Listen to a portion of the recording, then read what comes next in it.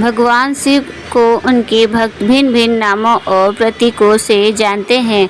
महादेव को कलयुग में सबसे जल्दी प्रसन्न होने वाले ईश्वर के नाम से भी जाना जाता है।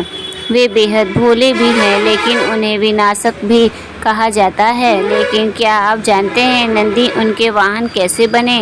नमस्ते दोस्तों, कैसे हैं आप सभी? तो मैं उम्मीद करती हूँ कि आप सब बहुत अच्छे होंगे। एक बार फिर स्वागत है आपको अपने चैनल डॉली सहानी में। भगवान शिव अपने सिर पर चंद्रमा धारण करते हैं और उनकी जटाओं में गंगा बहती है। शिव के वाहन नंदी है, लेकिन वे कब और किन स्थितियों में भगवान शिव के साथ जुड़े, इस लेख में हम उसी के बारे में बात कर रहे हैं। अक्सर देखा जाता है कि शिव की मूर्ति के सामने या उनके मंदिर के बाहर शिव के वाहन नंदी की मूर्ति स्थापित होती है। नंदी बैल को पुराणों में भी विशेष स्थान दिया गया है। नंदी अपने ईश्वर शिव का केवल एक वाहन ही नहीं, बल्कि उनके पास परम भक्त होने के साथ साथ उनके साथी, उनके गढ़ों में सबसे ऊपर और उनके मित्र भी। नंदी बैल को शिव के वाहन के रूप में तो सभी जानते हैं, लेकिन इन दोनों का मिलन किन परिस्थितियों में हुआ? किन परिस्थितियों में एक समान सा युवक बैल के रूप में दिखने लगा और किन परिस्थितियों में नंदी शिव को परम प्रिय हो गए? इस बात पर काम ही लोगों का ध्यान जाता है। चलिए हम आपको बताते हैं नंदी बैल का आध्यात्मिक रहस्य के बारे में। पुराणों के अनुसार एक बार ब्रह्मचारी व्रत का पालन करते हुए शिलाद ऋषि को यह भय सताने लगा कि उनकी मृत्यु के पश्चात उनका पूरा वंश समाप्त हो जाएगा। इसलिए उन्होंने एक बच्चा गोद लेने का निर्णय लिया। लेकिन शिलाद ऋषि किसी आम बच्चे को नहीं, बल्कि एक ऐसे संतान को अपनाना चाहते थे जिसके साथ भगवान शिव का आशीर्वाद हो और वह असामान्य रूप से आध्यात्मिक हो। इसी उद्देश्य को पूरा करने के लिए शिलाद ऋषि ने भगवान शिव को प्रसन्न करने के लिए उनकी आराधना शुरू की। शिलाद ऋषि की कठोर तपस्या की वजह से भगवान शिव उनके सामने प्रस्तुत हुए और उन्हें वरदान मांगने को कहा। शिलाद ऋषि ने उनसे कहा कि वह एक पुत्र की कामना रखते हैं। भगवान शिव ने उन्हें कहा कि जल्द ही उन्हें एक पुत्र की प्राप्ति होगी। इतना कहते ही शिव अंध ध्यान हो गए। शिलाद ऋषि खुशी खुशी घर लौटे और यह विचार करने लगे कि उन्हें एक अच्छी संतान मिलने वाली है। अगले ही दिन खेती करने के लिए वह खेत पर पहुंचे, जहां उन्हें एक खूबसूरत नवजात शिशु मिला। वह शिशु बेहद आकर्षक तो था ही, उसके चेहरे पर एक अजीब सा तेज भी था।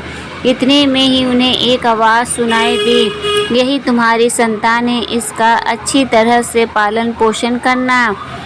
शिलाद ऋषि उस बच्चे को लेकर अपने आश्रम लौट आए और उसे बेहद प्रेम और स्नेह के साथ पालने लगे। इस बच्चे का नाम उन्होंने नंदी रखा, जो बचपन से ही आध्यात्मिक और अपने पिता का आदर करने वाला था। शिलाद अपनी इस संतान से बेहद प्रसन्न थे। शिलाद ने नंदी को वेदों के साथ साथ नैतिक शिक्षा का भी ज्ञान दिया था। कुछ सालों बाद शिलाद ऋषि के आश्रम में दो संत पधारे, मित्र और वरुणा। शिलाद ने अच्छी तरह उनकी आवभगत की और उन्हें पेट भर का भोजन करवाया। नंदी ने भी अपने पिता के कहने पर उन संतों का खूब ध्यान रखा और किसी भी प्रकार की शिकायत का अवसर नहीं दिया। जाते समय मित्र और वरुण ऋषि बहुत प्रसन्न थे। वह अपने साथ हुए व्यवहार से काफ़ी संतुष्ट थे। ऋषियों के प्रस्थान करने से पहले शिलाद और नंदी ने उनका आशीर्वाद लिया। जब शिलाद ऋषि ने उन साधुओं को प्रणाम किया, तब उन दोनों ने उन्हें लंबे और खुशहाल जीवन का आशीर्वाद दिया। लेकिन जब नंदी ने साधुओं के चरण स्पर्श किए तो दोनों ही साधु परेशान हो गए। साधुओं के चेहरे की परेशानी शिलाद ऋषि ने भांप ली, इसलिए वैसे ही वे आश्रम से बाहर निकले। शिलाद उन्हें रोककर उनकी परेशानी का कारण जानने की इच्छा व्यक्त की। शिलाद ने उन साधुओं से पूछा कि उन्होंने नंदी को लंबी उम्र का आशीर्वाद क्यों दिया। मित्रों, और वरुणा ने उन्हें बताया कि नंदी अल्पवायु है, उनके पास ज़्यादा समय नहीं है। यह बात सुनकर स्वयं सिलाद चिंताग्रस्त हो गए। आश्रम लौटते ही नंदी ने भी अपने पिता के चेहरे के भाव पढ़ लिए। नंदी ने अपने पिता से उनकी चिंता का कारण जानना चाहा तो उनके पिता उन्हें सब कुछ सच सच बता दिया। सिलाद को लगता था कि अपनी मौत की जानकारी सुनते ही नंदी या तो रो पड़ेगा या भयभीत हो जाएगा, लेकिन जो हुआ वो सब उल्टा था। नंदी ने जैसे ही सुना कि वो अल्पवायु है, वो हंसने लगा। उसने अपने पिता से कहा कि आपने मुझे भगवान शिव की कृपा से पाया है, इसलिए मेरी उम्र की रक्षा भी वह करेंगे। नंदी का कहना था कि जो लोग भगवान शिव की आराधना करते हैं उन्हें कोई तकलीफ छू भी नहीं सकता। इतना कहते ही अपने पिता का आशीर्वाद प्राप्त कर नंदी भुवन नदी के किनारे तप करने चले गए। नंदी का तप इतना कठोर, आस्था इतनी प्रबल और ध्यान इतना मजबूत था कि वह शिव को प्रकट होने से ज़्यादा समय भी नहीं लगा। शिव ने नंदी से आंखें खोलने के लिए कहा। नंदी ने जैसे ही अपनी आंखें खोली, उनके सामने दुनिया की सबसे खूबसूरत और आकर्षक शक्तियाँ खड़ी थी। भगवान शिव के तेज को देखकर वह यह भूल ही गए कि वह अपनी लंबी उम्र के लिए शिव की आराधना कर रहे थे। भगवान शिव ने उनसे वरदान मांगने को कहा।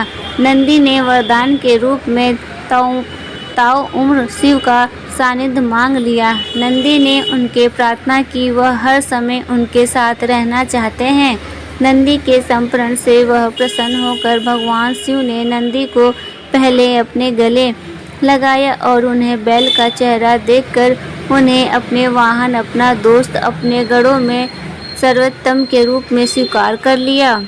ऐसा करना सिर्फ नंदी ने अपनी नियति को बदल बल्कि स्वयं अपनी नीति को अपने हाथों से लिख भी दिया।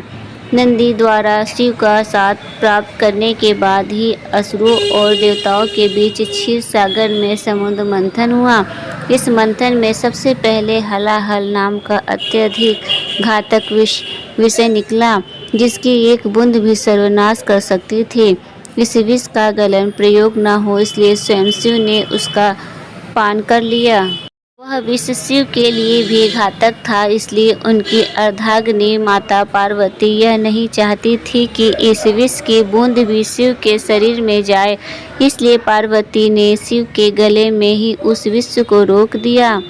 इस विष की कुछ बूंदें जमीन पर गिर गई थी, जिसके स्वयं नंदी ने अपनी जीभ से साफ किया था।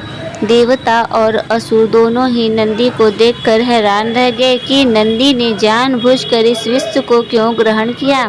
सभी यही सोच रहे थे कि शिव तो भगवान है, साथ ही उनके पास माता पार्वती का साथ भी, लेकिन नंदी जिसका अर्थ है आनंद देने वाला या खुशी देने वाला, हिंदू देवता शिव का पवित्र बैल है, जो हिंदू धर्म के सबसे महत्वपूर्ण देवताओं में से एक है। जब संसार में बुराई फैल जाती है तो शिव लाभकारी परिवर्तन के लिए उसका नाश करते हैं। नंदी शिव का पशु रूप, उनका वाहन और उनका सबसे बड़ा भक्त है। शिव जी का वाहन नंदी पुरुषार्थ अर्थात परिश्रम का प्रतीक है। नंदी का एक संदेश यह भी है कि जिस तरह वह भगवान शिव का वाहन है, ठीक उसी तरह हमारा शरीर आत्मा का वाहन है। जैसे नंदी की दृष्टि शिव की ओर होती है, उसी तरह हमारी दृष्टि भी आत्मा की ओर होनी चाहिए। हर व्यक्ति को अपने दोषों को देखना चाहिए, हमेशा दूसरों के लिए अच्छी भावना रखना चाहिए। नंदी यह संकेत देता है कि शरीर का ध्यान आत्मा की ओर होने पर ही हर व्यक्ति चरित्र, आचरण और व्यवहार से पवित्र हो सकता है। इसे ही सामान्य भाषा में मन का स्वच्छ होना कहते हैं, जिससे शरीर भी स्वस्थ होता है और शरीर के निरोग रहने पर भी मन भी शांत, स्थिर और दृढ़ संकल्प से भरा होता है। इस प्रकार संतुलित शरीर और मन ही हर कार्य और लक्ष्य में सफलता के करीब ले जाते हुए मनुष्य अंत में मोक्ष को प्राप्त करता है। तो दोस्तों हमारे द्वारा दी गई ये कहानी आपको कैसी लगी कृपया कमेंट्स बॉक्स में ज़रूर बताएं। वीडियो पसंद आए तो वीडियो को लाइक करें और चैनल को सब्सक्राइब करना ना भूलें। अपने दोस्तों के साथ शेयर करें। फिर मिलते हैं हम नेक्स्ट वीडियो के साथ, तब तक के लिए धन्यवाद।